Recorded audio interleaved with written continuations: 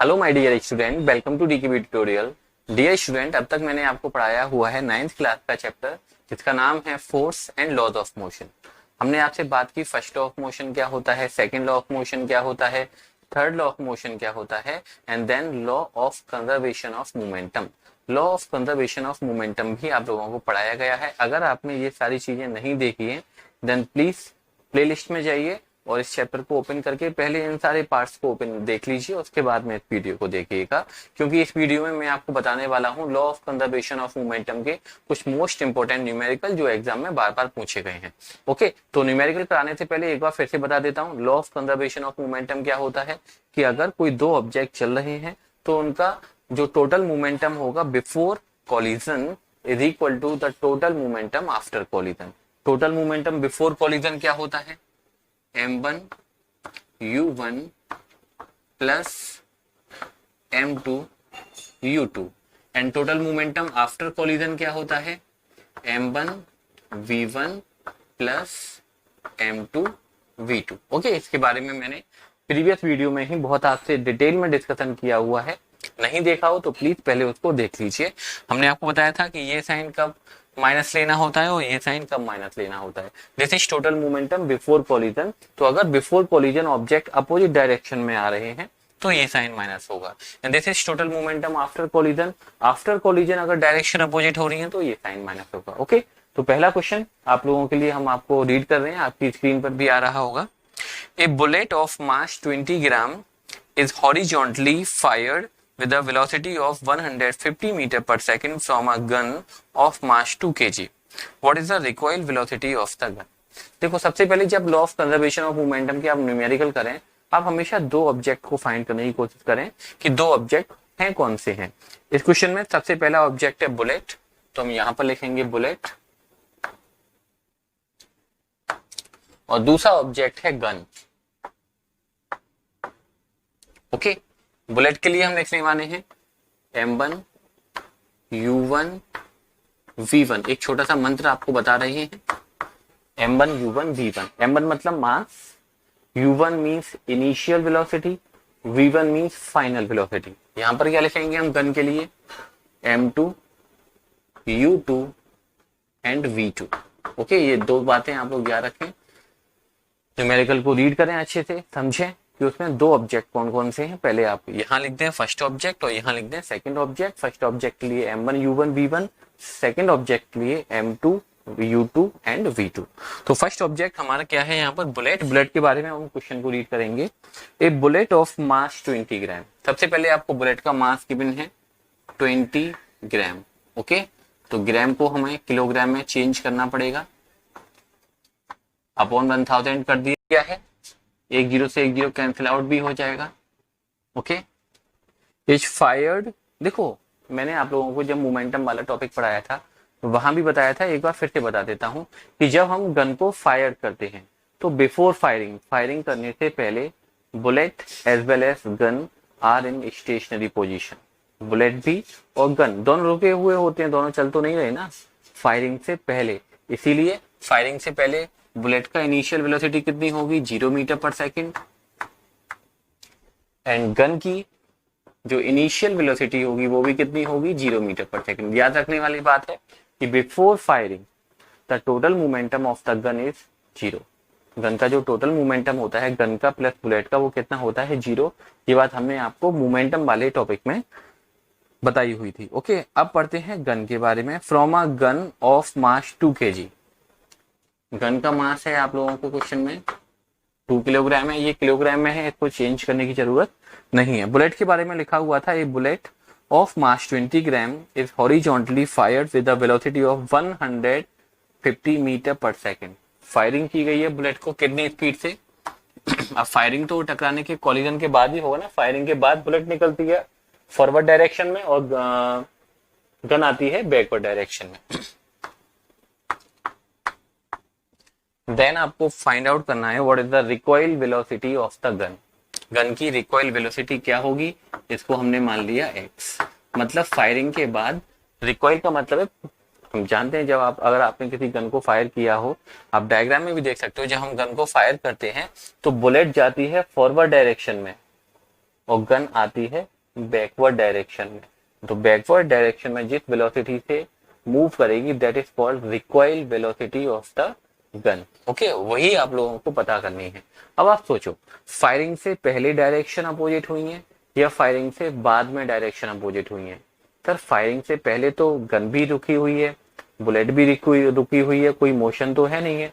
Okay, लेकिन firing के बाद क्या हुआ है, बुलेट गई है फॉरवर्ड डायरेक्शन में और गन आई है बैकवर्ड डायरेक्शन में। तो ये जो साइन है यहाँ पर, ये साइन क्या होना चाहिए भाई? माइनस होना चाहिए। ओके, बात को समझ गए होगे कि माइनस क्यों किया है हमने?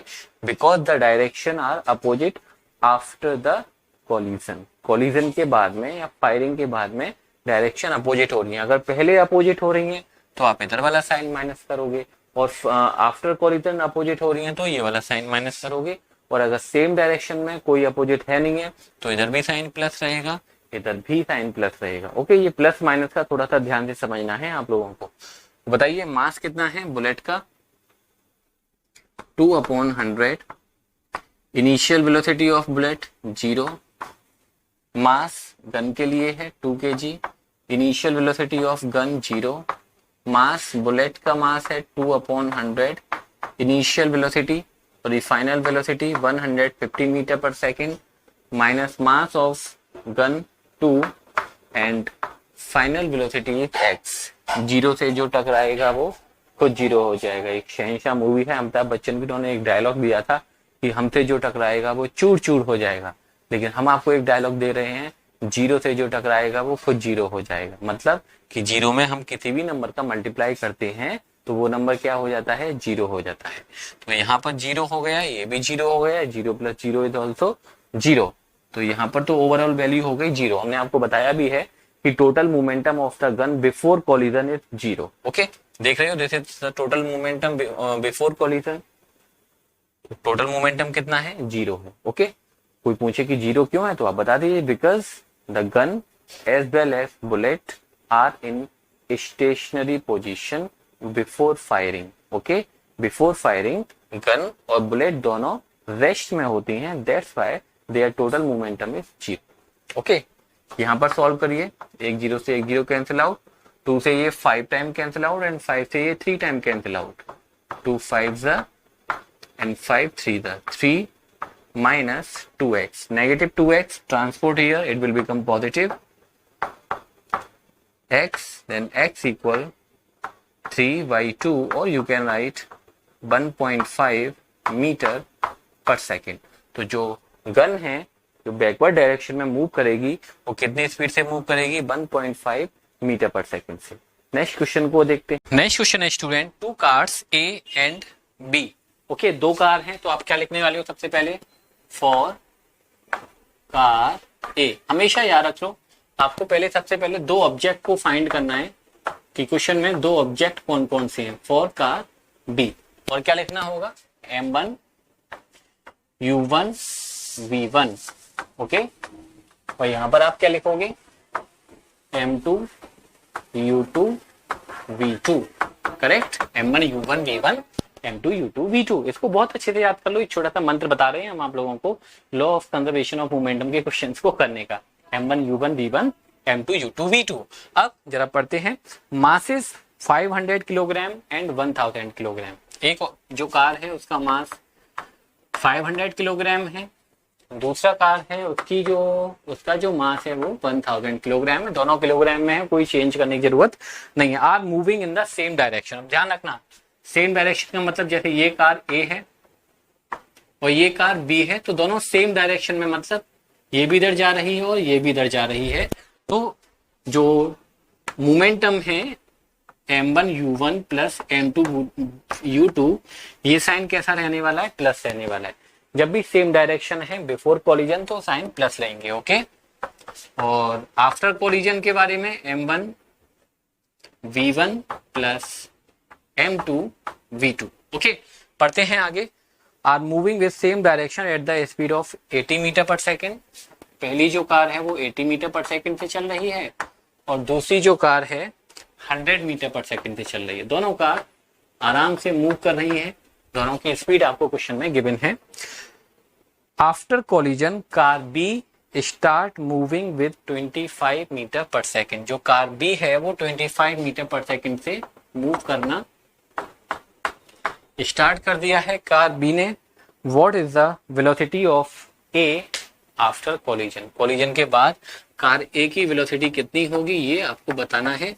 तो हमने मान लिया यहाँ पर x मीटर पर सेकंड से फर्स्ट वाली कार मूव करेगी। इतनी बात समझ में आ गई। क्वेश्चन को पढ़ के सबसे मोस्ट इंपॉर्टेंट और टफ जो स्टेप होता है वो यही होता है कि क्वेश्चन को रीड करो और रीड करने के बाद में क्वेश्चन में जो गिवन है उसको राइट करना। ये सबसे ज्यादा कठिन स्टेप होता है, तो इस पे आप लोग थोड़ा ज्यादा ध्यान दीजिए।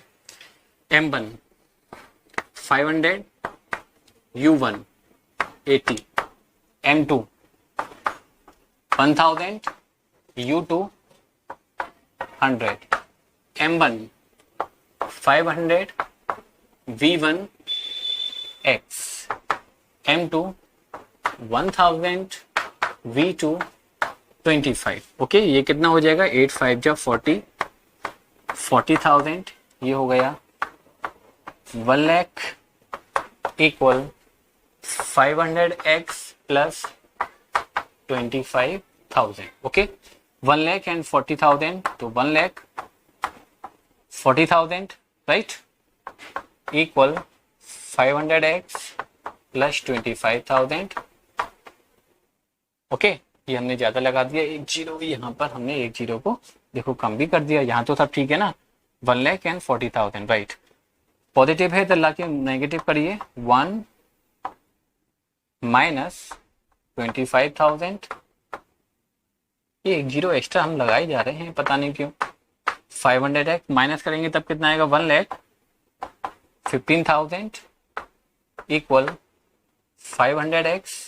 तो जो x की वैल्यू है माय डियर स्टूडेंट वो कितनी होनी चाहिए 1,15,000 upon 500। 2 zeros cancel out, divide करेंगे तो कितना आएगा 5 2 जा 10 कैरी 1, 5 3 जा 15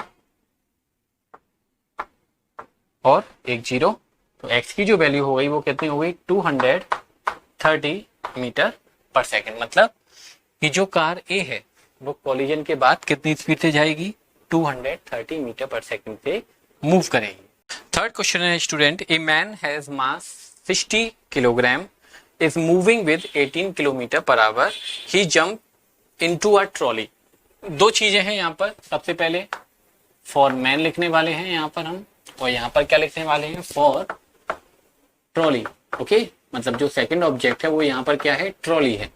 मतलब एक मैन है, चलो हम एक अच्छा खासा मुस्कुराता हुआ आदमी बना देते हैं, ये आदमी रहा और ये रही एक ट्रॉली।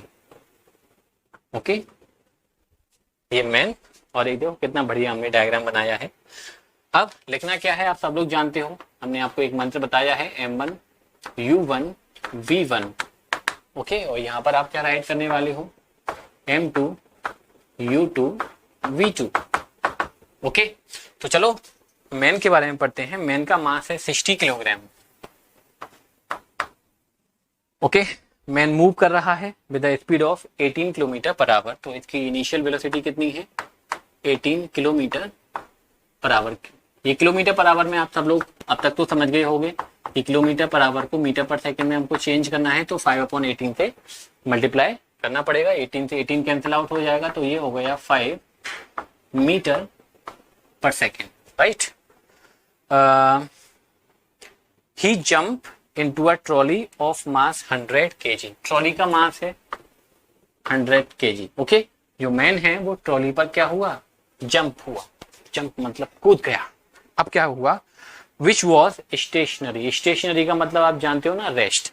मतलब मैन तो चल रहा था किस स्पीड से 18 किलोमीटर पर आवर थे, लेकिन जो ट्रॉली थी वो स्टेशनरी थी। स्टेशनरी का मतलब इसकी इनिशियल वेलोसिटी कितनी है 0 मीटर पर सेकेंड है। स्टेशनरी है, रेस्ट लिखा हुआ है, तो आप समझ जाइए जो भी ऑब्जेक्ट है उसकी वेलोसिटी कितनी है 0 है। Calculate the final velocity of the trolley after the man jump into the trolley. Trolley की फाइनल वेलोसिटी कितनी होगी। देखो एक बात बताऊं, जब ये जो भी पर्सन है ट्रॉली पर जंप करेगा तो मैन और ट्रॉली दोनों एक साथ मूव करेंगे ना। ऐसा तो नहीं ना कि मैन की वेलोसिटी अलग होगी। जैसे ये रही ट्रॉली और ये रहा हंसता हुआ खिलखिलाता हुआ मैन। अब ये दोनों एक ही वेलोसिटी से आगे जाएंगे ना, दोनों की वेलोसिटी क्या होनी चाहिए, सेम होनी चाहिए। कब? आफ्टर कोलिजन, मतलब जंप होने के बाद में जो वेलोसिटी मैन की होनी चाहिए हमने इसकी x मीटर पर सेकंड मान ली, तो ट्रॉली की भी स्पीड कितनी होनी चाहिए, x metre per second. Okay, तो जब प्लस माइनस की सोचें, देखो यहाँ पर तो मैन इधर जा रहा था, ट्रॉली तो रेस्ट में थी, कोई डायरेक्शन तो अपोजिट है नहीं है, तो m1 u1 plus m2 u2, ये वाला साइन कैसा रहने वाला है, प्लस रहने वाला है। आफ्टर कोलिजन भी आगे ही जाएंगे दोनों ऑब्जेक्ट, तो m1 v1 plus m2 v2। याद रखें साइन के बारे में थोड़ा समझ पाना आप लोगों के लिए ज्यादा जरूरी है कि कब साइन हमको प्लस में लेना है, कब साइन हमको माइनस में लेना है।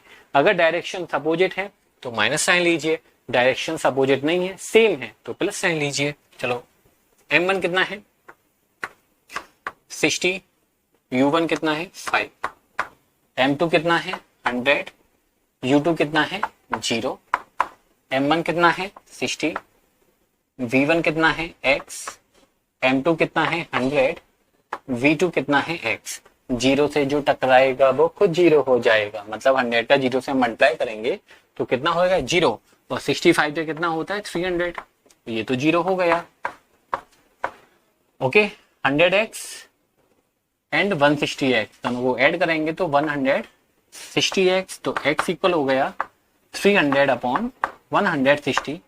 0 से 0 कैंसिल आउट करो, 2 से कैंसिल आउट करिए 15 अपॉन 8 मीटर पर सेकेंड, और डिवाइड करके लिखना चाहो और डिवाइड करके डेसिमल में आप आंसर राइट कर देना। हम इतना आंसर आप लोगों के लिए रख रहे हैं कि जो भी पर्सन है और ट्रॉली है जंप होने के बाद में इतनी वेलोसिटी से फॉरवर्ड डायरेक्शन में मूव करेंगे। Let's take one more question. अब इस क्वेश्चन में लिखा है student, two objects each of mass 1.5 kg। Two object हैं, कुछ नेम नहीं है तो हम लिखेंगे यहाँ पर फॉर फर्स्ट ऑब्जेक्ट, और इधर क्या लिखने वाले हम समझ गए होगी मेरे ख्याल से बात को, फॉर सेकंड ऑब्जेक्ट। ओके, क्या लिखना है स्टूडेंट, m1 u1 v1, यहां पर हम क्या लिखने वाले हैं m2 u2 v2। ओके, तो जरा पढ़ते हैं फर्स्ट ऑब्जेक्ट के बारे में क्या लिखा हुआ है, ईच ऑफ मास 1.5 kg, मतलब जो फर्स्ट ऑब्जेक्ट है वो भी 1.5 kg का है, और जो सेकंड ऑब्जेक्ट है वो भी आप लोगों के लिए 1.5 kg का है। Are moving in the same straight line but opposite in direction. Opposite in direction का मतलब क्या है कि फर्स्ट ऑब्जेक्ट अगर इधर जा रहा है तो सेकंड ऑब्जेक्ट इसके अपोजिट डायरेक्शन में आ रहा है। ओके, इसका मतलब ये है कि m1 u1 m2 u2, अब ये वाला साइन क्या होने वाला है, माइनस होने वाला है। बात समझ गए ना, प्लस और माइनस की बात समझ में आ रही है। जब भी अपोजिट डायरेक्शन में ऑब्जेक्ट आ रहे हैं तो ये साइन माइनस में होगा, और टकराने के बाद डायरेक्शन अपोजिट हो रही हैं तो फिर कौन सा साइन माइनस हो जाएगा, ये साइन माइनस हो जाएगा। कब, जब डायरेक्शन अपोजिट हो रही है आफ्टर कोलिजन। फिलहाल इस क्वेश्चन में ऐसा कुछ नहीं है तो यहाँ पर हम प्लस ही लिख के चलेंगे। ओके, कोई डायरेक्शन के बारे में जानकारी नहीं है तो प्लस लेके क्वेश्चन किया जाएगा। The velocity of each object is 2.5 meter before collision. Okay, before collision इसकी भी स्पीड 2.5 मीटर है, इसकी भी स्पीड 2.5 मीटर पर सेकंड ही क्वेश्चन में गिवन है। देखो स्पीड के लिए हमने किलोग्राम लिख दिया, यहाँ पर गलती हमने पकड़ भी ली, स्पीड की यूनिट मीटर पर सेकंड होती है। The velocity of each object is 2.5 meter per second before collision during which they stick together। मतलब कोलिजन हुआ, और कोलिजन होने के बाद में स्टिक का मतलब ये दोनों ऑब्जेक्ट आपस में चिपक गए। Okay, What will be the velocity of combined object after collision? अब दोनों चिपक गए हैं तो दोनों ऑब्जेक्ट या तो सेम, दोनों की स्पीड सेम होगी, या तो दोनों इधर जाएंगे या दोनों इधर जाएंगे। मतलब इसकी स्पीड कितनी होनी चाहिए, x मीटर पर सेकंड। जैसे पहले वाले क्वेश्चन में क्या था, मैन जंप हुआ था ट्रॉली पर, तो ट्रॉली और मैन की वेलोसिटी दोनों की सेम थी आफ्टर कोलिजन। सेम हियर, यहाँ पर भी जब दोनों ऑब्जेक्ट स्टिक हो गए, स्टिक का मतलब चिपक गए हैं, तो दोनों की वेलोसिटीज क्या होनी चाहिए, सेम होनी चाहिए आफ्टर द कोलिजन। m1 कितना है 1.5, u1 कितना है 2.5 माइनस m2 कितना है 1.5, u2 कितना है 2.5, m1 कितना है 1.5x, v1 x है, m2 कितना है 1.5, v2 कितना है x। ओके 2.5 का अगर 1.5 से मल्टीप्लाई करेंगे तो 15 5 जा होता है 75 एंड 37, तो ये हुआ 3.75, ये भी आ जाएगा 3.75, 1.5 एंड 1.5 3x, 3.75 में से 3.75 को माइनस करेंगे तो 0 आएगा, तो x की वैल्यू कितनी हो गई 0/3 का मतलब 0 मीटर पर सेकंड। बता सकते हो कि 0 मीटर पर सेकंड का मतलब क्या है? इसका मतलब ये है कि जैसे ही ये दोनों ऑब्जेक्ट टकराएंगे ना, तुरंत टकराने के बाद तुरंत ही ये दोनों ऑब्जेक्ट रुक जाएंगे। टकराने के बाद अब ये दोनों ऑब्जेक्ट मूव नहीं करेंगे। क्यों? क्योंकि दोनों की जो फाइनल वेलोसिटी है वो 0 है। नेक्स्ट क्वेश्चन है student, a girl of mass 30 kg with velocity 10 meter per second jump on a stationary cart, cart समझते हैं आप लोग, of mass 5 kg, find the velocity with which she and cart start moving after she jumps on it। Okay क्या question है मतलब समझाते हैं। एक गर्ल है, चलो हम बनाते हैं एक अच्छी सी प्यारी सी हंसी हुई गर्ल हमने देखो बनाई है। अब हंसना मत आप लोग ज्यादा, है ना, ठीक है। कार्ट समझते हैं, कार्ट होती है ट्रॉली जो होती है उसको हम बोलते हैं कार्ट। ओके यहाँ पर हमने ट्रॉली के व्हील भी लगा दिए। तो गर्ल के बारे में बोला जा रहा है, दो ऑब्जेक्ट है, एक तो गर्ल है और एक क्या है कार्ट। तो हम यहाँ पर क्या लिखने वाले हैं फॉर गर्ल, और यहाँ पर क्या लिखने वाले हैं dear student for cart. Okay law of conservation of momentum के क्वेश्चन को करने से पहले हमेशा ध्यान रखिए कि सबसे पहले दो ऑब्जेक्ट फाइंड करिए, जो भी ऑब्जेक्ट हैं अकॉर्डिंग टू क्वेश्चन। कभी कभी क्वेश्चन में ऑब्जेक्ट ही दिए जाते हैं, तो यहाँ पर हम लिख देते हैं फर्स्ट ऑब्जेक्ट, वहां पर लिख देते हैं फॉर सेकंड ऑब्जेक्ट। यहाँ पर जो दो ऑब्जेक्ट हैं वो एक गर्ल है और दूसरा कार्ट है। गर्ल के लिए हम क्या लिखने वाले हैं m1 u1 and v1। Okay और सोच के बताओ फॉर कार्ट के लिए हम क्या लिखने वाले हैं, जल्दी सोचो सोचो सोचो। m2 बोलो u2 and v2। Okay dear friends, अब m1 गर्ल के लिए पढ़ते हैं। क्वेश्चन में क्या लिखा हुआ है, a girl of mass 30 kg, girl का जो मास है वो 30 kg है, मूविंग विद, गर्ल मूव कर रही है 10 मीटर पर सेकंड से। ओके गर्ल की जो मोशन की डायरेक्शन है, गर्ल 10 मीटर पर सेकंड से इस डायरेक्शन में मूव कर रही है। उसको जंप करना है कार्ट पर, तो कार्ट की तरफ ही मूव करेगी ना। अब क्या लिखा हुआ है, कहाँ गया, cart of mass 5 kg, cart का जो मास है, ट्रॉली का जो मास है वो 5 kg है अकॉर्डिंग टू क्वेश्चन। और ये भी लिखा हुआ है क्वेश्चन में jump on a stationary cart. ये जो कार्ट है, गर्ल तो चल रही है लेकिन जो कार्ट है वो स्टेशनरी है। स्टेशनरी का मतलब सब लोग जानते हो रुकी हुई है, और रुकी हुई है तो इसकी इनिशियल वेलोसिटी कितनी होगी 0 मीटर पर सेकंड। अब क्या होगा, जब गर्ल कार्ट पे जंप करेगी तो कार्ट और गर्ल, मान लीजिए एक गर्ल कार्ट पे आ गई, अब दोनों एक साथ इस डायरेक्शन में मूव करेंगे। कोई डायरेक्शन तो अपोजिट हुई नहीं है, तो कोई माइनस साइन का यहाँ पर झंझट तो है नहीं है, तो यहाँ पर लिख दीजिए दोनों एक साथ मूव करेंगे तो दोनों की वेलोसिटी क्या होनी चाहिए, सेम होनी चाहिए। हमने गर्ल की भी वेलोसिटी को x मान लिया आफ्टर कोलिजन, एंड कार्ट की वेलोसिटी को भी x मान लिया आफ्टर कोलिजन। बात को समझ गए ना, क्योंकि जब गर्ल कार्ट पे जंप करेगी तो जितनी वेलोसिटी से कार्ट चलेगी उतनी ही वेलोसिटी से गर्ल भी चलेगी। Very simple. अब फॉर्मूला लिखिए, फॉर्मूला क्या होता है m1 u1 प्लस, यहाँ पर बहुत सारे बच्चे मल्टीप्लाई लगा देते हैं, पता नहीं एग्जाम में क्यों लगाते हैं, बता रहे हैं, ध्यान से समझो। फॉर्मूले को क्या है, m1 u1 plus m2 u2 equal m1 v1 plus m2 v2।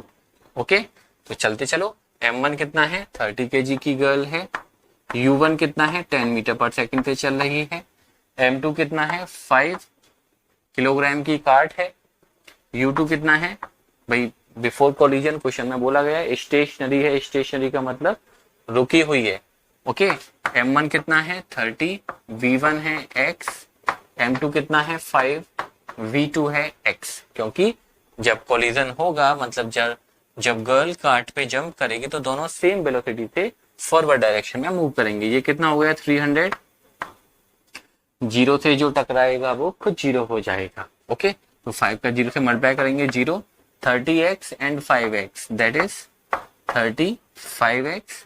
तो x इक्वल कितना हो गया 300 अपॉन 35, 5 से कैंसिल आउट कर लेते हैं तो 5 6 जा 30 एंड 5 7 जा 35 मीटर पर सेकेंड। आप इसको डिवाइड करके डेसिमल में भी लिख सकते हो, इतना भी लिखोगे तब भी ठीक माना जाएगा। In this question it is given that two balls A and B masses 40 gram and 50 ग्राम। तो सबसे पहले आप लोगों को पता है ना क्या लिखना है यार, यहाँ पर हम लिखने वाले हैं फॉर बॉल A और वहां पर हम क्या लिखने वाले हैं फॉर बॉल B। ओके, तो बॉल A के बारे में हम क्या लिखेंगे सब लोगों को याद हो जाना चाहिए अब तक। तो M1 U1 V1 एक स्टैंडर्ड लैंग्वेज हम बना के चल रहे हैं हर न्यूमेरिकल में, law of conservation of momentum के में। दो ऑब्जेक्ट फाइंड करिए, M1 U1 V1 लिख दीजिए, M2 U2 V2 लिख दीजिए। यहाँ पर हम तो लिख दें M2 U2 V2। ओके, तो चलिए पढ़ते हैं क्वेश्चन में। Two ball mass is 40 gram and 50 gram. एक बॉल का मास है 40 ग्राम एंड जो सेकंड बॉल है उसका मास है 50 ग्राम। अब ये ग्राम तो गड़बड़ है, इसको किलोग्राम में हमको बदलना पड़ेगा। सब लोगों को पता होना चाहिए कि सर ग्राम को किलोग्राम में चेंज करते हैं तो अपॉन 1000 कर देते हैं। यहाँ भी ग्राम को किलोग्राम में चेंज करना है तो अपॉन 1000 हमको करना ही पड़ेगा। ओके, जीरो से जीरो हम कैंसिल आउट कर देंगे आसानी से। आगे क्या लिखा हुआ है आर मूविंग, ये दोनों ऑब्जेक्ट चल रहे हैं। ओके, रुके हुए नहीं हैं। With the speed of 40 metre per second and 30 metre per second. पहले वाला जो बॉल है 40 मीटर पर सेकेंड से चल रहा है, दूसरा वाला जो बॉल है 30 मीटर पर सेकेंड से चल रहा है। Okay, and it is given in the same direction. Okay, question में साफ साफ लिखा हुआ है सेम डायरेक्शन में चल रहे हैं, मतलब जो बॉल ए है और जो बॉल बी है उन दोनों की डायरेक्शन सेम है। ओके, ये भी इधर जा रही है और ये भी इधर जा रही है, मतलब डायरेक्शन अपोजिट नहीं है तो साइन माइनस का नहीं लेना, डायरेक्शन सेम है तो साइन प्लस का लेना है। आगे क्या लिखा हुआ है इफ आफ्टर कोलिजन के बाद B start moving with velocity 25 metre per second. B की वेलोसिटी आपको गिवन है 25 metre per second. Then question कहाँ गया, ये लिखा हुआ है what is the velocity of A. A की वेलोसिटी कितनी होगी आपको ये पता करना है, और पता करना है तो हमने ए की वेलोसिटी को क्या मान लिया एक्स मान लिया। ओके, क्वेश्चन को रीड करके आपको सबसे पहले गिवन भी लिख दोगे ना तो एग्जाम में 1 मार्क्स इसी का हो जाएगा। ये समझ लीजिए, अगर आपने गिवन सही लिख दिया, सॉल्यूशन नहीं कर पाए तो 1 मार्क्स तो आपको यहाँ पर मिल जाएगा गिवन के राइट करने पर ही। ओके, फॉर्मूला लिख दोगे तो हाफ मार्क्स और मिल जाएगा। फॉर्मूला क्या है M1 U1 plus M2 U2 equal M1 V1 plus M2 V2। तो M1 कितना है, M1 है 4/100। एक जीरो से एक जीरो यहाँ पर आप कैंसिल आउट कर लीजिए, 4/100। U1 इज 40 प्लस M2 कितना है 5/100। एक जीरो से एक जीरो वहां पे आप कैंसिल आउट कर लेना। U2 कितना है 30, M1 कितना है 4/100। ओके, V1 आपको पता नहीं है, X से माना हुआ है आपने। M2 कितना है 5/100 एंड V2 कितना है according to question 25 metre per second. अब इसको सॉल्व कर लेते हैं जल्दी से। देखिए, एक जीरो से एक जीरो कैंसिल आउट, 4 4 जा 16/10 प्लस यहाँ भी एक जीरो से एक जीरो कैंसिल आउट, 15/10। यहाँ पर ये एज इट इज रहेगा। ओके, और इसको आप चाहो तो कैंसिल आउट करो, चाहो तो कैंसिल आउट मत करो, ऐसे ही रहने दो। 25 5 जा 125/100। ओके, ये कितना हो गया 31/10। ओके, जब डिनोमिनेटर सेम है तो ऊपर के नंबर को आप ऐड कर दीजिए, सिंपल। यहाँ भी डिनोमिनेटर सेम है तो ऊपर के नंबर ऐड हो जाएंगे, 4x प्लस 125/100। ठीक है, यहाँ पर एक जीरो से ये एक जीरो कैंसिल आउट, इक्वल में नीचे से नीचे कैंसिल आउट होते हैं, ऊपर से ऊपर कैंसिल आउट होते हैं। अगर मल्टीप्लाई करोगे तब भी आप इसे आसानी से सॉल्व कर सकते हो। ओके, तो क्रॉस मल्टीप्लाई करिए, 10 का 31 से मल्टीप्लाई करेंगे तो 310। Okay, equal 4x plus 125। इस 125 को इधर ट्रांसपोर्ट करिए, 310 माइनस 125 इक्वल 4x। अब 310 में से अगर 125 को माइनस करेंगे तो यहाँ पर बचेगा 5 और यहाँ पर बचेगा 0। 0 में से 2 माइनस करेंगे तो 8 और यहाँ पर बचेगा 2। तो ये आंसर आया 185। Okay, equal 4x। तो जो x की वैल्यू होनी चाहिए वो कितनी होनी चाहिए, 185/4 मीटर पर सेकेंड। आप चाहो तो आंसर को एज इट इज छोड़ दीजिए, आप चाहो तो आंसर को डिवाइड करके डेसिमल की फॉर्म में भी छोड़ सकते हैं। ओके।